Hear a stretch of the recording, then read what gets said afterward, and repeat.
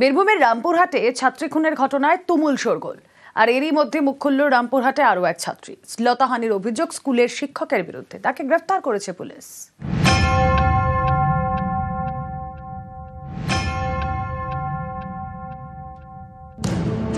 Class 7-এর ছাত্রীকে নির্যাতন করে টুকরো টুকরো করে তার দেহ ফেলে দেওয়া হয় খালে। এই ঘটনায় ছাত্রীর স্কুলের শিক্ষককে গ্রেফতার করেছে পুলিশ। বীরভূমের রামপুরহাটের এই নৃশংস ঘটনা ঘিরে জোর শোরগোল। এরই মাঝে এবার মুখ খুলল রামপুরহাটেরই আরেক স্কুল ছাত্রী। তারও অভিযোগ স্কুলেরই শিক্ষকের বিরুদ্ধে।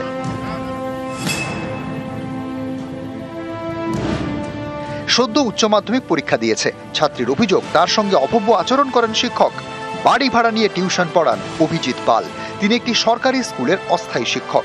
টিউশন পড়ানোর সময় ছাত্রীর শ্লীলতাহানি করা হয় বলে অভিযোগ।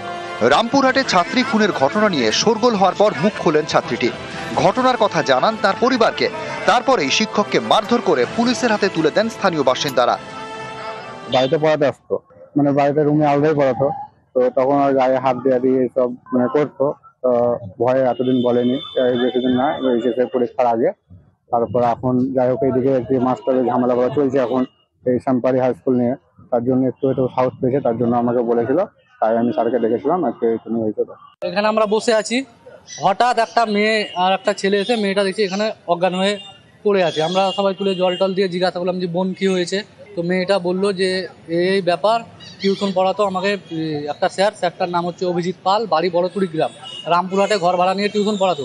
মেয়েটা একা টিউশন পড়তো, ওই সুযোগে মাস্টার ওর সঙ্গে সদ্ব্যবহার করতো, অবৈধ রকম কাজ করতো ওর সঙ্গে। ওটা শোনার পর মাস্টারকে ডাকা হলো, মাস্টারকে ওর জামাইবাবু ডাকলো ফোন করে। মাস্টারকে ধরে এখানে আমরা রাখলাম, একটু টানা হিচড়া হয়েছিল, রাখার পর ওকে আমরা পুলিশের হাতে তুলে দিলাম।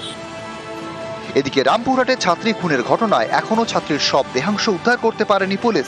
ছাত্রীর মা বাবার ডিএনএ পরীক্ষা করা হয়েছে। রামপুরহাট থেকে অক্ষয় ধীবর, নিউজ 18 বাংলা।